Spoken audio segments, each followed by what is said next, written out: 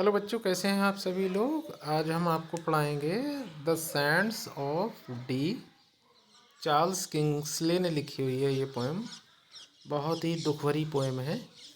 इसमें एक कैरेक्टर है, वो लड़की है जिसका नाम मैरी है। ये मैरी मैरी क्या है? एक पशु चराने वाली लड़की है। एक ऐसे परिवार से बिलोंग करती है जो गाय भैंस ये लोग चराते हैं। सेफर्ड है। और उसकी माँ उससे कहती है कि भाई जाओ, शाम हो गई है, आप ये जानवरों को वापस ले आओ। तो वो अकेली ही चली जाती है। और उनका घर जो है वो डी सैंड्स ऑफ डी का मतलब यहाँ पर है द सैंड्स ऑफ डी की एक समुद्र है। और उस समुद्र को, जो समुद्र का किनारा है, उसको सैंड्स ऑफ डी कहते हैं। और अक्सर इसमें तूफ़ानी लहरें आती रहती हैं। तो अब देखिए क्या होता है। बहुत ही दुख भरी कहानी है इसमें। और ये लड़की जिसका नाम मैरी है, वो समुद्र में तूफ़ानी लहरों में फंस जाती है और सदा सदा के लिए वो हम लोगों से बिछड़ जाती है। शुरुआत करते हैं, ध्यान दीजिएगा। O Mary, go and call the cattle home. पहले बहुत बड़े बड़े मैदान होते थे तो जानवरों को ऐसे ही छोड़ दिया जाता था चरने के लिए। O Mary, go and call the kettle home and call the kettle home and call the kettle home across the sands of the sea. Mary जाओ, जल्दी जानवरों को ले आओ, घर बुला लाओ। और जो डी सैंड्स है, सैंड्स ऑफ डी है, उसको क्रॉस करके जाना और जानवरों को घर ले आना। The western wind was wild and dark with foam. जो पश्चिमी हवाएं थीं वो वाइल्ड थीं, बहुत ही तेज़ हवाएं चल रही थीं।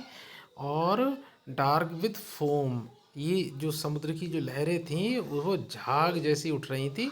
तो और ये देखिए क्लाउड्स हैं काले काले। तो पूरा एटमॉस्फेयर बहुत ही डार्क हो चुका था, आसमान में बादल थे, तूफ़ानी हवाएं चल रही थीं। एंड ऑल अलोन वेंट सी। और मैरी नाम की जो लड़की थी वो अकेले अपने जानवरों को लेने चली गई। The western tide crept up along the sands. और वेस्टर्न मानी पश्चिमी और टाइड मानी होता है ज्वार। समुद्री ऊंची ऊंची लहरों से ज्वार कहते हैं, टाइड कहते हैं। वो उठने लगीं और वो जो समुद्र तट था उसके ऊपर आ गई। And over the Sands and round the sands. और जो समुद्र का बीच था उसको उन्होंने, लहरों ने पूरा कवर कर लिया। As far as I could see. हमारी आंखें जहाँ तक देख सकती थीं वहाँ तक समुद्र की लहरें जा रही थी। मतलब समुद्र तो समुद्र था ही, उसने उस जगह को भी समुद्र बना दिया था जो सूखी जगह हमेशा रहती थी। The rolling mist came down and hide the land. और ऐसे ऐसे रोलिंग जो मिस्ट थी, मिस्ट मानी होता है धुंध से भरी, कोहरे से भरी जो लहरें थीं वो समुद्र तट से आगे बढ़ने लगीं और ज़मीन को भी उसने समुद्र में कन्वर्ट कर दिया। एंड नेवर होम केम सी। और जो मैरी नाम की लड़की थी वो कभी भी घर वापस नहीं आ पाई। क्यों नहीं आ पाई भाई? वो समुद्र की लहरों में फंस गई और मर गई। ओह, इज़ इट वीड और फिश और फ्लोटिंग हेयर। अब वो, उसके कुछ चीज़ें समुद्र पर तैरती हुई मिली, उसकी डेड बॉडी कभी नहीं मिल पाई। तो लोगों ने अनुमान लगाया कि ये उसी से बिलोंग करती हैं। क्या ये कोई बीज है और फिश या मछली है और फ्लोटिंग हेयर या तैरते हुए बाल, a tree of golden hair. ऐसा लग रहा है कि ये पेड़ है सुनहरे बालों वाला, मतलब उसकी डेड बॉडी तैर रही होगी। ए ड्रॉन्ड मैडन्स हेयर। और ये जो बाल थे वो डूबी हुई लड़की के बाल थे। मैडन मानी लड़की। Above the nets at sea. और above the nets at sea, nets मानी होते जो जाल मछली पकड़ने वाले समुद्र में पड़े हुए थे, उसके ऊपर वो बाल आ गए उसके लड़की के, जो मैरी नाम की लड़की थी। Was never salmon yet that shown so fair. Salmon एक तरीके की साफ पानी में रहने वाली मछली होती है।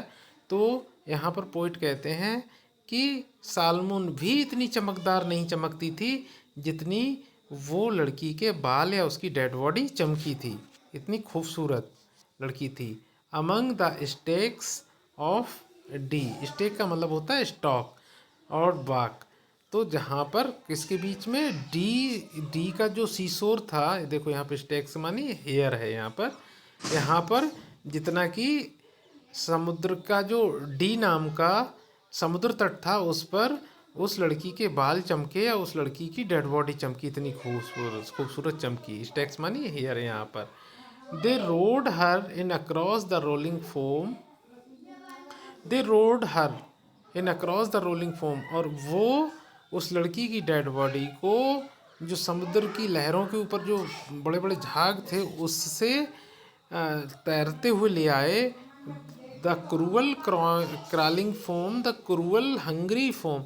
तो यहाँ पर जो समुद्र के झाग हैं उनको दुष्ट बोला जा रहा है। क्रॉलिंग मानी रेंगता हुआ, द क्रूअल हंग्री फोम, और वो दुष्ट भूखा जो झाग थे उन्होंने उस लड़की को ख़त्म कर दिया। To her grave beside the sea, और इस तरह से इस लड़की की जो कब्र थी वो समुद्र के किनारे बना दी गई। But still the boatman here her call the cattle home across the Sands of D.